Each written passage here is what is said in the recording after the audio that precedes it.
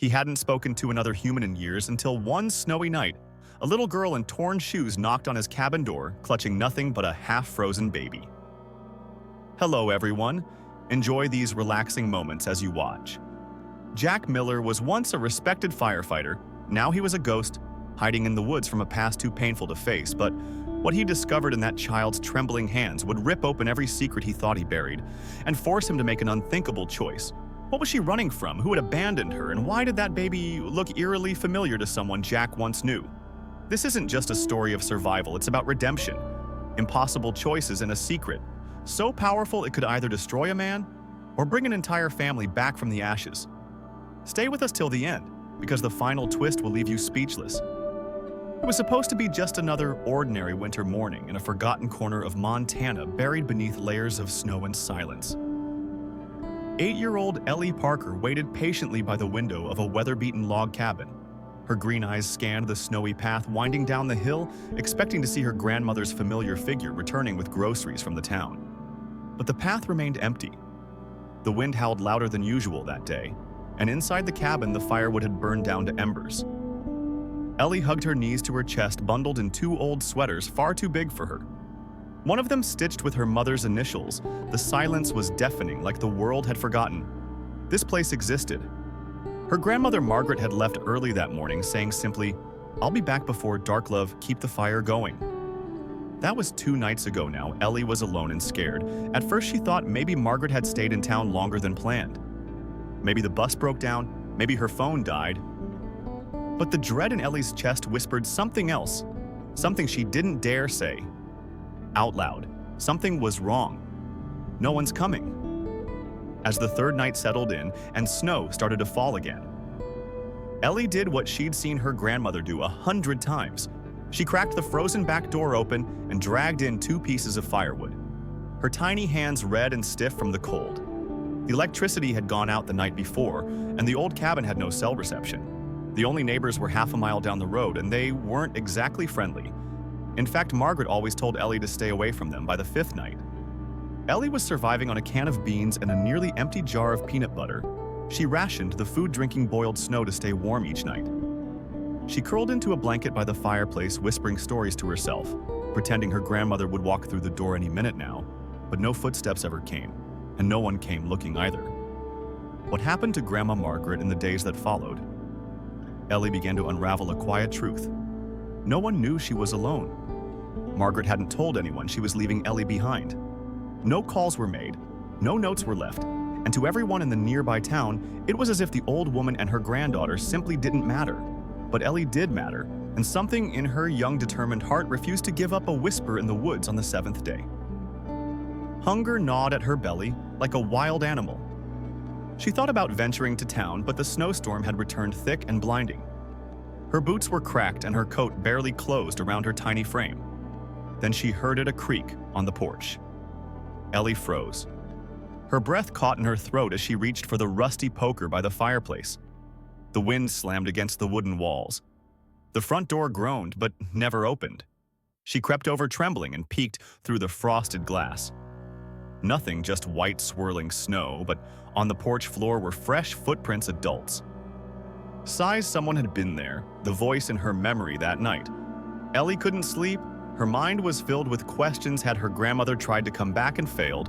Was someone watching the cabin? She remembered a story Margaret once told her about a man who lived off the grid nearby, someone who didn't like visitors. A hermit. A mystery. Suddenly, everything felt more dangerous. She pushed the dresser in front of the door alone, but not helpless. Despite the cold, the hunger, and the fear, Ellie kept a journal. Her mother, who died when Ellie was 4, had taught her to write letters to the moon when she was lonely. So each night, Ellie wrote, "Dear Moon, Grandma's still gone. I'm trying not to be scared. If you see her, tell her to come home. Please, Ellie." She folded the letter and placed it by the window, just like her mom used to do. It was the only thing keeping her sane. But here's the twist. What Ellie didn't know, what no one knew, was that Grandma Margaret had made it to town that day, but she never left the grocery store. She collapsed by the checkout line, a heart attack, no ID, no next of kin, listed by the time emergency services arrived. She was unconscious and unresponsive.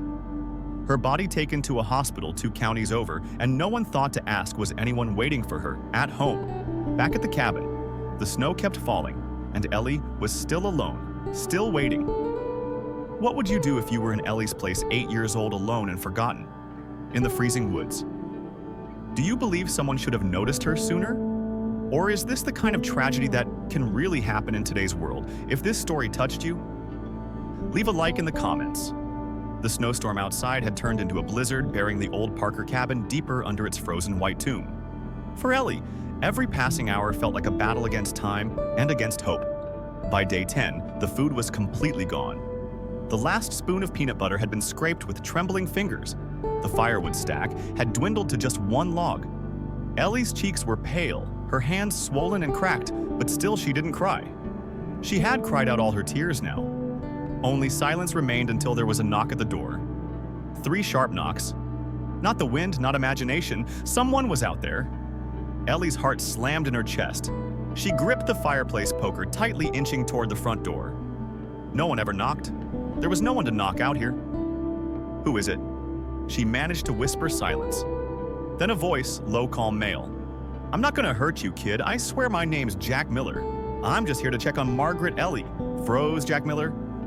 The name scratched at something in her memory. Wasn't that the man Grandma had warned her about, the recluse who lived deep in the woods, the one who hadn't set foot in town in over a decade, the one people said was dangerous?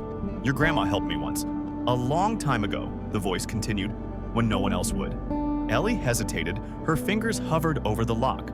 The man didn't knock again. He didn't try to force his way in. After a moment, she peeked through the frosted glass and saw a tall figure, drenched, bearded, bundled in a patched coat, standing knee-deep in snow. In his gloved hand was a plastic grocery bag. Inside it, cans of food, matches, a flashlight, and a single chocolate bar. Trusting the unexpected, she opened the door just a crack. Jack knelt, slowly placing the bag down. You don't have to say anything, but you need help. Then he turned and walked away into the storm. No threats, no questions, just gone. Ellie grabbed the bag and slammed the door shut, locking every bolt. She didn't trust him, but she ate that night, and for the first time in days, she felt something different. Not warmth, not safety, but a thread of hope. The truth breaks through. What Ellie didn't know was that Jack Miller had been watching the Parker cabin for days. He had seen the lights go out, seen no one come or go. He knew something was wrong, but Jack wasn't just a woodsman. He was a man hiding from his past, once a paramedic in Seattle. Jack had been blamed for a fatal error in a rescue mission. A child had died. His license was stripped. His marriage collapsed. Guilt drove him into the forest where he lived, off-grid for 11 years. No visitors, no contact except for Margaret Parker. Years ago, she had shown up at his cabin with a flat tire and no cell signal. Jack helped her fix it. They shared tea. She didn't ask about his past. She just said, sometimes people make mistakes. Doesn't mean they stop being good. So when he saw the smoke stop rising from her chimney, he knew he couldn't stay silent. Meanwhile, in a hospital 2 towns away, in a sterile room at St. Gabriel's Medical Center, an elderly woman opened her eyes. For the first time in 10 days, Margaret Parker confused. Weak her speech, slurred. My granddaughter, she whispered. She's alone? The nurse leaned in. Ma'am, you're in Montana. You collapsed at a grocery store. Do you have any family? Ellie, 8 years old, Cabin Mill Creek Road. The nurse blinked. That road had been closed off for days due to the storm. A forgotten trail. No emergency contact had been listed. Margaret's voice cracked. You have to find her that same morning. Jack returned to the cabin, this time with extra firewood, soup cans, and a portable radio. Ellie opened the door faster this time. Still cautious, but different. She didn't speak, but she let him start the fire. She watched him fix the chimney vent and check the roof for snow buildup. That night he spoke gently. I know you're scared, but you're not alone anymore. And finally, Ellie asked, is Grandma coming back? Jack looked into her eyes and told her the truth. She's alive, but she's hurt. She's in a hospital. They didn't know you were here, but now we do, and I won't let anything happen to you. But then a new danger arrives. Just as the storm cleared and the path to town opened, Jack prepared to take Ellie down the trail. But as they stepped outside, headlights cut through the trees, a black SUV pulled up. Two men in suits stepped out. One of them, tall and cold-eyed, showed a badge. FBI, we're looking for a fugitive named Jack Miller. He was spotted in the area. Jack's face went pale. Ellie grabbed his hand. He saved me. The agents didn't flinch. Step aside, kid, he's not who you think he is. And just like that, the man who had given Ellie hope was being taken away in handcuffs. The handcuffs were ice cold. Jack didn't resist. He stood still, his eyes fixed on Ellie as the FBI agents shoved him toward the SUV. Snow crunched beneath their boots. Ellie screamed his name, clinging to his jacket, her voice cracking through the frozen air. You can't take him, he saved me, he saved me! But the agents didn't care. He's a fugitive, one of them muttered. He should have thought about that before he disappeared. Jack looked back one last time and said softly, It's going to be okay, Ellie. You're safe now, that's all that matters. The car drove off, leaving the girl sobbing alone on the steps of the cabin. But what neither Jack nor the agents knew was that the entire arrest had been witnessed by someone else. A snowplow worker, Tom Granger, had just cleared the road to the Parker cabin and arrived in time to see what happened, suspicious. He followed the SUV just far enough to get the license plate, and he called in a favor. His cousin was a reporter at WBRN News, the local station. The storm goes viral that night. Jack Miller's arrest became the headline. Story mysterious, woodsman saves. Abandoned girl gets arrested. Instead, the report exploded across social media. The picture of Ellie barefoot in the snow reaching for the man who saved her ignited outrage. People demanded answers. Comment sections flooded with, "Is this justice? How does a man saving a child end up in jail? Let that man go." One viewer posted, "My daughter wouldn't be alive today without a man like Jack Miller. I hope those agents can sleep at night." Within 24 hours, a petition titled Our Justice for Jack had over 500,000 signatures. The woman behind the curtain, meanwhile, at St. Gabriel's Medical Center, Margaret Parker, had made a full recovery when she saw the news. She burst into tears. "He didn't just save Ellie," she whispered. "He saved our family." With the help of a social worker and a local lawyer, Margaret filed an emergency motion to testify on Jack's behalf. She revealed the truth. Jack was not a wanted fugitive. He had voluntarily disappeared after being falsely accused in a tragic accident years ago. When new evidence later cleared his name, no one knew where to find him. He had been lost to the system until now. The revelation broke the story. Wide open. Ellie speaks 3 days later. Ellie stood in front of the town courthouse. Her tiny frame dwarfed by cameras and microphones. Her voice trembled, but she didn't flinch. "Jack gave me food when I was starving. He lit the fire when I was freezing. He told me I mattered when I thought I didn't. I don't care what his past is, he's my hero." The crowd fell silent, then erupted into applause inside the courtroom. The judge reviewed the case quickly with new testimony from Margaret and the state's own reassessment of Jack's record. All charges were dropped when Jack entered the courtroom. In shackles, he expected the worst. Instead, the judge stood, "Mr. Miller, this court owes you an apology. Your courage and sacrifice remind us what justice truly looks like." The shackles were removed. The room stood in ovation. Ellie ran into his arms. 6 months later, Jack now lives in a small home just outside town. Walking distance from Margaret's house, Ellie sees him every day, not as a stranger, not as a woodsman, but as family Jack volunteers, as a wilderness safety instructor for at-risk youth, teaching kids how to survive, but more importantly, how to trust. Again, his story is now taught in local schools as an example of compassion, redemption, and the power of second chances. If you had been in Ellie's shoes, would you have trusted a stranger like Jack? And do you believe everyone deserves a second chance? If this story touched your heart, comment 100 down below. Tell us where you're watching from. We'd love to know how far this story travels. Spring came late that year in Vermont. The snow melted slowly and wildflowers poked through the thawing earth, like small promises. Jack Miller stood in the backyard of his modest cottage, barefoot on the cool grass, watching Ellie chase a butterfly with laughter in her voice. Her cheeks were rosy, her eyes bright. She was no longer the frightened girl in the snow, she was safe. She was loved, she was home. Margaret stepped out onto the porch holding a tray of lemonade. Her health had returned in full, but more than that, her spirit had reignited. Her son was back. Her granddaughter, whole and a man. The world once cast out had become their anchor. "Jack," she called gently. "Come sit, Ellie made you a card." He walked over and Ellie rushed to hand him a piece of paper with a stick figure family drawn in crayon on top. In crooked handwriting it read, "My forever friend."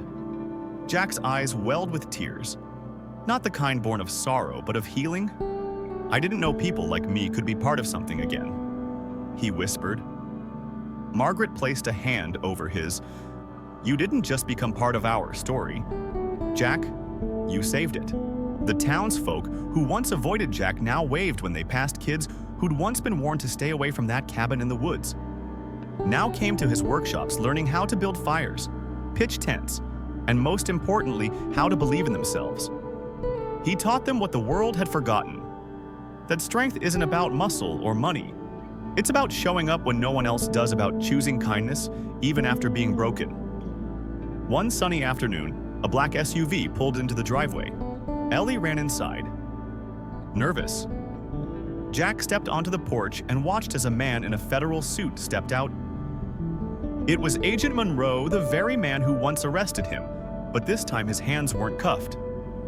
"Mr. Miller," Monroe began, his voice lower. "I came to say something I didn't get to that night." Jack said, nothing, waiting. "You were right, we judged you before we understood you. That little girl, she changed a lot more than you think. This whole agency took a hard look at itself because of you." He handed Jack an envelope. Inside was an official certificate of recognition from the Department of Justice. "It's not much," Monroe added, "but heroes like you deserve to be known for who they really are." Jack didn't reply. He just nodded. And that was enough. Later that night, Jack sat on the porch under a canopy of stars. Ellie lay curled beside him, half asleep in his arm.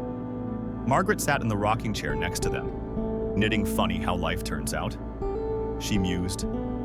"You went into hiding to escape the world and ended up being the one who brought it back together." Jack looked down at the girl who had once knocked on his door, like a ghost in the snow. "I didn't save her," he said. "She saved me." The next morning, Jack signed the final papers with Margaret's help and community support. He was officially named Ellie's legal guardian from that day forward. He wasn't just the man who had survived the cold. He was a father, a teacher, a reminder that broken people are often the ones holding others together. What part of this story touched your heart the most? Do you believe everyone deserves a second chance in life? If this story moved you, then comment below to let us know.